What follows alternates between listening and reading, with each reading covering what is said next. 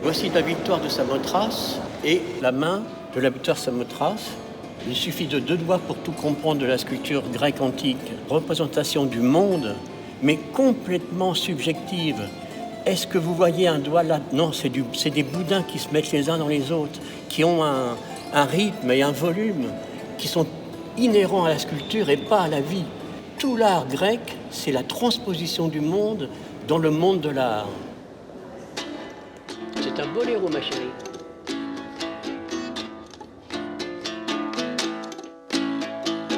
On est du pays.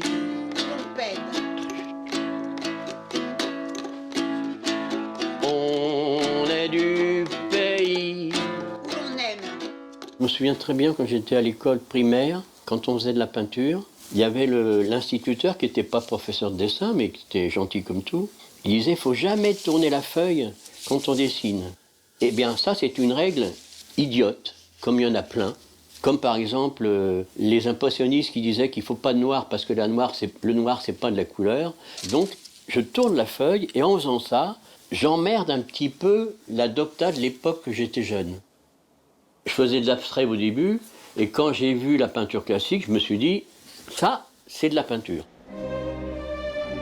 Quand je copiais au Louvre et que j'ai copié par exemple la scène de Titien au format original, moi j'ai voulu apprendre la peinture, j'ai pas voulu copier, j'ai voulu apprendre. Par exemple, il y avait une bouteille en verre Murano sur la table qui était dans ce sens-là, une bouteille noire en verre, comme ça. Ben, moi je l'ai fait dans l'autre sens, pour apprendre à faire. Jésus-Christ, je l'ai gardé, mais j'ai changé les plis. Au lieu que les plis soient comme ça, je les ai mis dans l'autre sens. Eh bien, personne ne l'a vu. Et là, je me suis dit, j'ai réussi mon coup. Parce que donc, ça veut dire que j'ai appris la peinture et que je suis arrivé, par mon humilité, à être relativement aussi bon que Titien.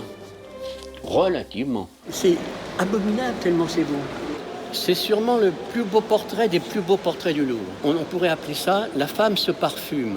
Contrairement à une photographie qui est un instantané, ça, c'est un momentané. Cette femme a la main sur un truc en verre, elle va faire ça, elle va remettre le machin en verre, elle se lève les cheveux et elle se met du parfum. Ça s'appelle un momentané. C'est la peinture classique qui a inventé ça. Le mec lui tend un miroir pour qu'elle puisse se voir de dos. Là, c'est la fenêtre de l'appartement. Elle est de dos, elle, là. Et là, son visage est dans un ovale quasiment parfait. Quasiment parfait. Et ce qui est formidable, c'est que c'est de la peinture abstraite et figurative à la fois. Parce que son visage étant dans un ovale parfait, ça, c'est l'abstrait. Et le fait que dedans, le volume est complètement représenté, ça, c'est figuratif. Eh bien, associer le figuratif et l'abstrait, eh bien, il faut y aller. Regardez la chair comme elle est d'une... Il y a toutes les petites couleurs qu'il faut, le petit bleu, le petit rose, le petit blanc, le petit jaune, toutes les couleurs sont là. C'est sûrement le plus beau tableau du Louvre, à mon goût. Ma chérie, tu es à l'égal de ça. C'est le soir. Les prés commencent à prendre la rosée et on voit le jour qui tombe. On ne peut pas faire mieux que ça, quoi, c'est tout. Et la rondeur, la boule que représente la tête de la Vierge est absolument comme la femme à la toilette. C'est la preuve. Même Manet, qui est un grand peintre, il n'a pas réussi à faire la tête en boule comme Titien. Et pourtant, Manet, il faut s'accrocher. Hein. Et regarde la pomme, comme elle est mignonne. T'as envie de la croquer? Et oui, et regarde le petit pied. Enfin bon, tout est beau, quoi. Tout est beau. Même les petits doigts de pied, on en mangerait. L'humilité du peintre est patente pour être peintre. Dans la peinture dite classique depuis les Gros de Lascaux jusqu'au 19e, il fallait passer par l'apprentissage en copiant les anciens. Et donc là, l'humilité, elle est absolue. C'est-à-dire que tu n'es rien. Alors ça, c'est un autoportrait, c'est l'autoportrait de Tintoret. Il y a des roses, il y a des rouges, il y a des verts, mais tout ça, c'est uniquement rose. Et le blanc, ici, met en valeur le rose. Et le rose met en valeur le blanc. Et en plus, tous les poils sont mis, mais pas un par un. Ils sont mis 1 sur 10, mais juste ce qu'il faut. Et ce mec, il vous regarde, il est comme ça, et il est là, et il vous dit bonjour. Eh bien, monsieur Tintoret, bonjour, je vous remercie de votre bonjour. S'il y a une forme de peinture qui demande une humilité, on peut dire absolue, c'est l'autoportrait. Dans cet autoportrait, j'ai joué au malin, ça c'est certain, en marquant autoportrait, autoporté. Comme il est autoporté, il vole. Et qu'est-ce qu'il y a de plus lourd que le marbre? Il n'y a rien de plus lourd. Aussi, il y a l'or. Mais bon, ça aurait été trop clinquant. Donc le marbre vole. Et donc c'est impossible. Et ben voilà, on joue malin, sur du malin, sur du malin. Moi, je pense que la peinture classique a un avenir dans l'avant-garde, dans ce sens-là. Pas dans le sens faire aussi bien. Parce que de toute façon, Titien a fait le maximum. C'est d'une précision et en même temps, ça ne se voit pas. Tout le charme de la peinture classique, c'est de faire des choses qui ne se voient pas et qui, l'ensemble, frappent. L'humilité du peintre, même si, par exemple, des gens comme Courbet avaient un ego surdimensionné, certainement, n'empêche que quand il peignait, c'était un petit enfant devant le monde. Et donc Courbet peignait l'atelier. Et il était en train de faire le nu, le grand nu, le magnifique nu, d'un classicisme absolu. Et un ami, paraît-il, est arrivé, et il s'est extasié devant le nu en disant « Mais c'est magnifique, on ne pourra jamais faire pareil ». Et paraît-il, Courbet a pris son couteau à palette, il a tout enlevé, il a dit « Eh ben voilà », et il a recommencé, il a fait pareil. Eh bien c'est ça la peinture. Pour démontrer que la peinture, c'est un art, c'est un métier qu'il faut maîtriser. Si c'est vrai, quand il a refait le nu, il a commencé par être d'une humilité absolue. La moitié, le pubis, le machin, le truc, comme ça. Et puis à un certain moment, il y a un truc qui se passe où c'est plus toi qui peins. Ça peint tout seul. C'est le principe de la peinture à l'huile d'ailleurs. Les couleurs se mélangent et elles prennent petit à petit et à un moment, c'est plus toi qui peins. Ça se peint tout seul. Et en fait, ça se peint tout seul et ça arrive au degré de génie que tu as. C'est tout, sans le savoir. C'est-à-dire que tous les peintres, ils font au maximum, et puis il y a des gens, ils sont pris par quelque chose qui dépasse les autres. Courbet, il a une peinture classique, absolument classique, merveilleusement classique même. Par exemple, ce genou, il est entièrement fait par de la peinture à l'huile qui, dans le frais, se mêle avec l'autre ton. On ne voit jamais la différence. Par exemple, dans Cézanne, il y a un ton, il y a un ton, il y a un ton. Là, Courbet, Cézanne, c'est la peinture moderne. Courbet, il fait la même chose, mais il fait mêler les tons. Et il ne montre jamais le travail qu'il fait. Il veut simplement qu'on ait l'impression d'un genou, d'une cuisse. Et on peut, bizarrement, faire la différence entre la peinture classique et la peinture moderne par un détail. Dans la peinture classique, la surface est plane. Il n'y a pas de... c'est pas grumeleux. Dans la peinture moderne, les impressionnistes, c'est tout de suite grumeleux. On peut appeler ça des croûtes même. Le mot croûte vient sûrement plus de l'impressionnisme que d'autres choses.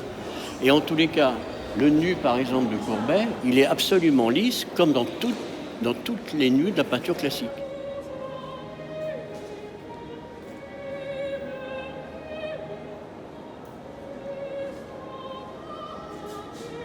Ce tableau est un petit peu, chez Courbet, le passage de la peinture classique à la peinture moderne. Parce qu'on peut dire, là, il a travaillé ce qu'on appelle au couteau. Et ça ne se faisait jamais avant. Et en plus, la matière est par moments très grumeleuse. Donc, il s'amène vers le modernisme. Et par moments, c'est pas du tout, par exemple, le ciel, il n'est pas grumeleux parce qu'il est fait au pinceau. Mais il est fait au pinceau avec le blaireautage pour enlever toutes les épaisseurs.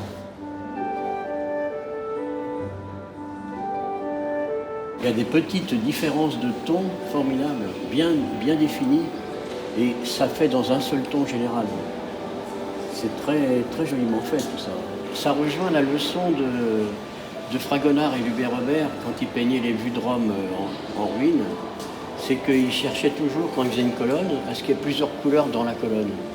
Pour varier, pour donner de La variété au ton. Et ben c'est pareil, hein. C'est la tradition classique qui est là, mais il le fait au couteau. C'est le classique et le moderne à la fois. Ce tableau de Monet représente bien, sans être péjoratif, hein, l'aspect croûteux de la peinture impressionniste, contrairement à la peinture dite classique. Dans la nature, il ne regarde que le ton. Il ne regarde pas ce que ça veut dire. Et comme il a un œil formidable, il pique le ton formidablement bien, mais il ne s'intéresse pas du tout à l'aspect lisse de la peinture. Et c'est du carton. Par contre, ça ne peut venir que si on a le regard de Monet qui est de ne pas s'intéresser au sujet, mais de s'intéresser qu'à la couleur. Pour Monet, le sujet, c'est la couleur. Le travail d'un peintre, c'est l'usage du métier, c'est-à-dire mettre la peinture au moment où il faut, avec le glacis là et là. Et puis il y a la tête, pareil, il faut la triturer. Et c'est ce qui fait que moi, au début, quand j'étais aux Beaux-Arts, les premiers mois, je ne pouvais pas travailler plus d'1 heure par jour. La deuxième année, j'arrivais à travailler 2 heures. La troisième année, j'arrivais à travailler 4 heures. Au bout de 8 ans, je travaillais 16 heures sans problème. Mais parce que j'avais trituré la tête. Je suis resté 10 ans aux Beaux-Arts. Mais j'étais inscrit nulle part. J'étais toujours étranger. Moi, j'ai dû commencer en 63, 62, 63. Je n'ai jamais passé aucun diplôme. Ouais. J'étais dans les meubles, quoi, simplement. J'étais copain avec les gardiens, ils me connaissaient, ils ne me demandaient jamais ma carte que je n'avais pas, de toute façon, puisque on ne peut pas être inscrit plus de 4 ans à l'époque. Maintenant, je ne sais pas. Mais donc, j'ai passé une dizaine d'années à ne faire que dessiner ici. À la fin, j'en étais arrivé à dessiner le modèle. Alors, le modèle, tu le vois de face. À la fin, j'en étais arrivé à le faire la tête par terre, deux dos. Et l'inventer, quoi. Donc, c'était plus du dessin, ça devenait des exercices un peu spirituels, quoi. L'atelier, c'est absolument pas indispensable. C'est pas indispensable parce que, par exemple, dans la peinture classique, il n'a jamais été question d'atelier. Quand on voit, par exemple, Rembrandt en train de peindre, quand on voit le chevalet de Rembrandt, on rigole.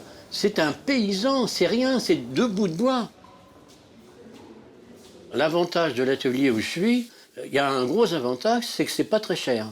C'est une sorte de reconnaissance, quand tu fais de la peinture, c'est une sorte de reconnaissance de la société que tu as le droit d'en faire. Et ça, c'est très important. Si je ne fais pas la vaisselle, je peins mal. C'est tout simple. On peut dire que moi, par exemple, je suis moyennement propre.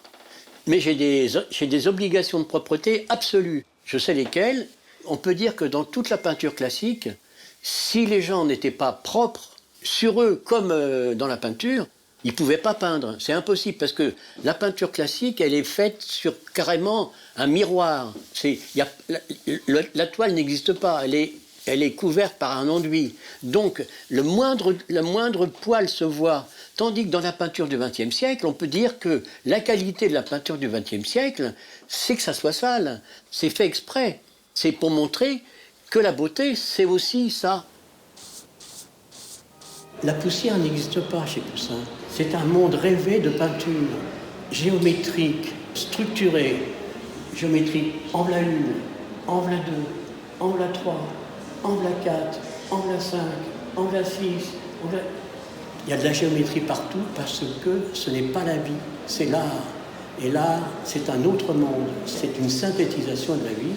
Et quand on voit Daniel Auteuil en train de jouer à Poussin, ça fait un lien entre maintenant et avant.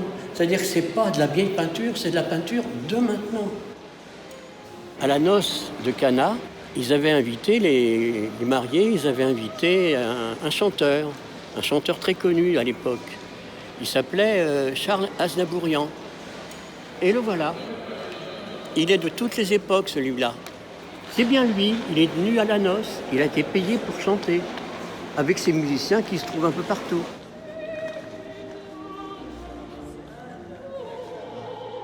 Je suis un enfant involontaire d'Harakiri. J'essaye de toujours mettre ma petite pointe de connerie.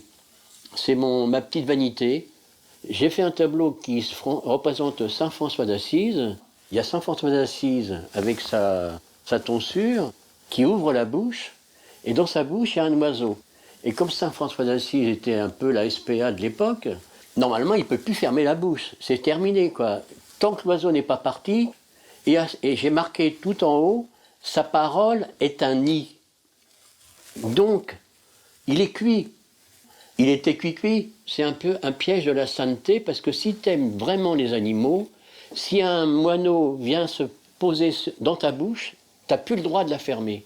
Et ça, c'est un peu faire le malin, comme faisaient les dadaïsmes, Harakiri, Charlie Hebdo. C'est toujours pour jouer au malin. Moi, j'ai tout acquis par le travail. Et c'est pour ça, d'ailleurs, qu'au début, quand j'étais jeune, aux Beaux-Arts, il paraît qu'on m'appelait le jésuite. Parce que j'étais droit dans mes bottes, je ne faisais que ça.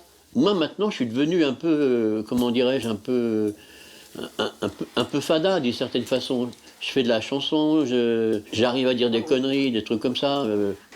Avez-vous vu le nouveau chapeau de Zozo? C'est un chapeau, un papou rigolo. Tu vas faire ta tour d'ivoire puisque tu vis Ah oui. aussi dans ta tour d'ivoire. Je vais faire ma tour d'ivoire. Et moi, je ferai les cœurs. Ça, c'est l'entrée en matière. C'est pas la chanson. Par la fenêtre de ma tour d'ivoire, je vois la terre qui brille dans le ciel noir. Elle a l'air d'être bien dans sa peau, Oui, la terre, oui. à côté de la lune pâle. Pom, pom, pom, pom, pom, pom. Dans son déshabillé bleu clair, la terre, on dirait bien qu'elle est à poil. Ah bon, dans l'espace aussi, il y a du sexe. Bah oui, oui. Aïe, aïe, aïe. Alors ma chérie, t'étais moyenne et moi j'étais mauvais. Ah bah moi je suis qu'un peintre de commande. Hein. J'ai fait un truc pour une crêperie. Eh ben c'est mon plus beau tableau que j'ai fait depuis. Pouf, belle lurette. Et c'est là où intervient Annick dans l'affaire. J'étais sec. Ça arrive parfois, t'as aucune idée, rien du tout, rien ne se passe. Je lui en parle et puis il me dit Bécassine, qui fait sauter une crêpe, pris par des pies, qui vient avec sa poêle. C'était in the pocket, ça a été un de mes plus beaux trucs. Et maintenant, nous faisons association. Donc c'est ma conceptrice, et je la paye pas, ce qui est quand même un joli avantage. Mais elle me paye en retour. Jean-Paul est très inventif. Il a des tas d'idées qui lui passent par la tête, comme ce petit éventail qu'il m'a fait d'ailleurs. Cet éventail fait un très joli vent. Charmant. À cause des deux yeux et de la bouche.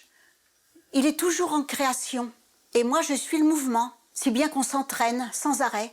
Jean-Paul, à un moment, a été travaillé comme peintre, place du Tertre. Et comme les peintres étaient chassés, il a mis Jésus en paréo, qui chasse avec un bâton symbolique ressemblant à un sexe. Et donc, Jean-Paul est plein d'imagination et il est toujours en création. Donc, c'est une interaction sans fin entre nous. Alors voilà ce qui t'arrivera si jamais tu me quittes, ma chérie. On sait pas, Comment? on sait pas. On verra.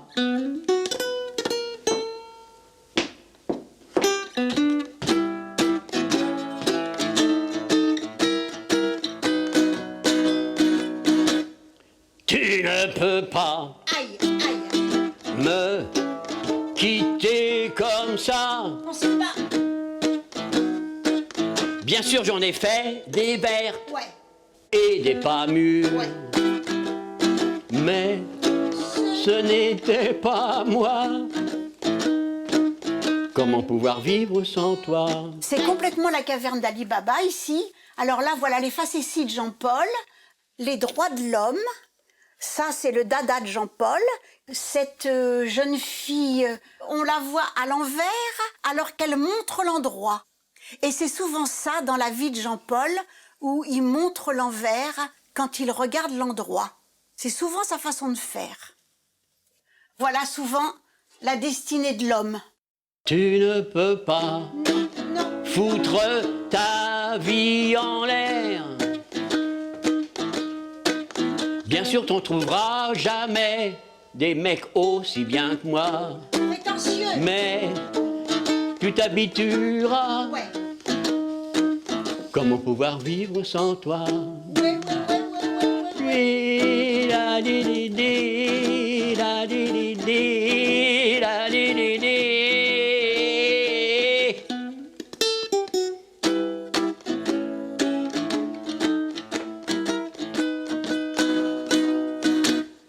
Tu ne peux pas foutre ma vie en l'air. Bien sûr, t'en trouveras des tas, des bien mieux que moi. En veux-tu? En voilà. Comment pouvoir vivre sans toi?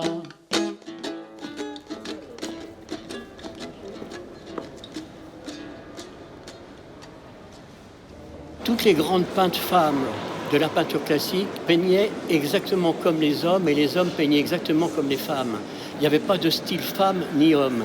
Et Madame Vigée-Lebrun, c'est une grande peintre, au même titre que David, que tous les autres, que Véronèse et Titien. C'est une grande peintre. Tout ce qu'elle a fait est merveilleux. Le Sacre de Napoléon qui, selon toute vraisemblance, devait être un tableau dit officiel. Et au bout du compte, il s'est avéré que c'était un chef-d'œuvre absolu. C'est comme ça, quand les gens ont du talent, ils transforment tout. Ce qui devait être banal devient extraordinaire. Le sol est une merveille. Les ornements sont une merveille. L'ordonnancement du tableau est une merveille. Mettre tant de gens d'une façon normale et naturelle, c'est un exploit absolu. C'est joli à voir, c'est beau à voir. C'est ça la peinture. Toute la peinture classique a été peinture de commande. Ce ne sont que les religieux et les princes qui ont fait marcher la Renaissance.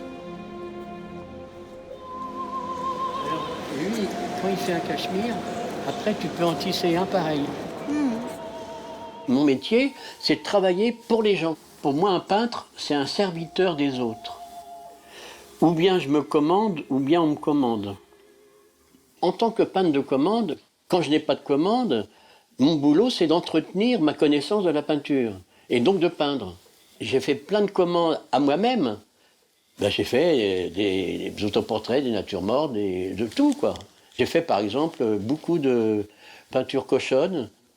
Et je me suis dit, mais évidemment, le porno, ça fait partie de la vie, de la peinture, puisque la peinture classique, c'est la capacité de représenter les chairs, de représenter le toucher.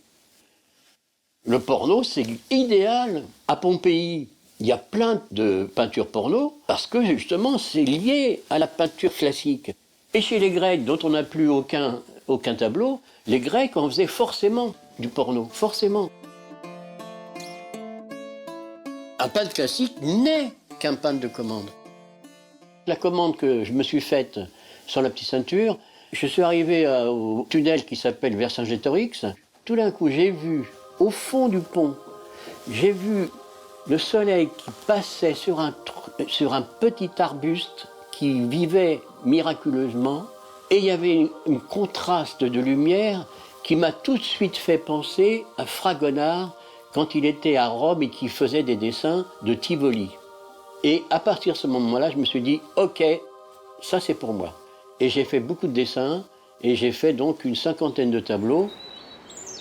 Pour la petite ceinture, j'ai inventé un système, j'ai mis au point un système de peinture qui n'existe pas. Mais personne s'en rend compte parce qu'il n'y a que moi. C'est de faire certains arbres, certains végétaux verts d'une façon qu'on ne peut pas faire plus vert que ça, qui n'a jamais été aussi vert que ça. Donc j'ai trouvé quelque chose. Et donc, j'ai été très content.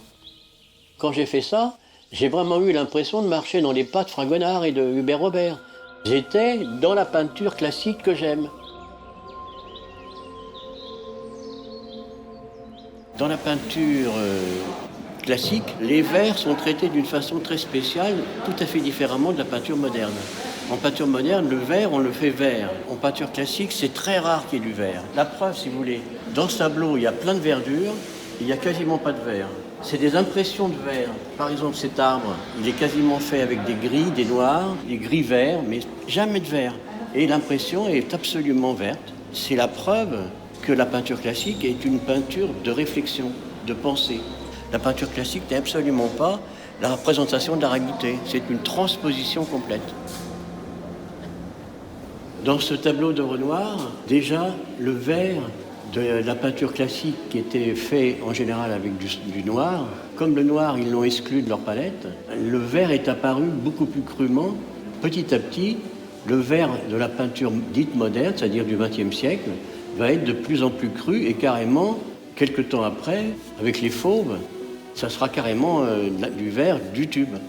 On va arriver au vert pur.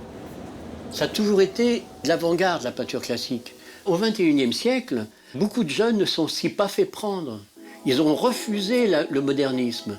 Et ils ont fait des Mickey, ils ont fait des Indiens, ils ont fait des trucs. Et certains font de l'abstrait, mais la plupart des jeunes, ils font de la peinture pour s'amuser. Ça y est, c'est le début de la remontée. C'est le début du retour du classique, tout est là. Le street art est là. Dans les galeries, il y a beaucoup de jeunes qui font du figuratif. S'il y a un avant-garde de la peinture classique, ça ne sera sûrement pas dans la forme, ça sera dans le sujet. Et comme le monde change sans arrêt de sujet, tous les jours, il y a des sujets différents, il y aura toujours de quoi peindre quelque chose du sujet de l'époque. D'ailleurs, ce qu'on appelle le street art, c'est de la peinture classique. Les graffeurs sont vraiment des peintres classiques, mais simplement avec des sujets différents. C'est plus la Sainte Vierge, c'est la Mauvaise Vierge, et ainsi de suite. Mais c'est la même chose, c'est de la peinture. Dans le classicisme, c'est pas compliqué. Par exemple, le street art, c'est de la peinture classique d'avant-garde. Parce qu'ils font de la peinture classique, mais ils font autre chose. Mais c'est de la peinture classique. Je ne vais pas les insulter en leur disant ça, hein. J'espère qu'ils vont pas m'en vouloir. Dans La Petite Ceinture, ce qui m'a plu, c'est la beauté que j'y voyais, moi. Non, ce que je veux dire, c'est que la beauté, ça se cherche. Une petite fleur, une toute petite pâquerette, un machin comme ça. Si tu regardes bien, on ne peut pas faire plus beau au monde. On ne peut pas faire plus beau. Mais il faut bien regarder. Mais on ne peut pas bien regarder tout le temps. On est du pays, mais quand on est de la banlieue de Paris, on n'est d'aucun pays. Mais quand on est de la banlieue de Paris, on n'est d'aucun pays. On n'est d'aucun pays.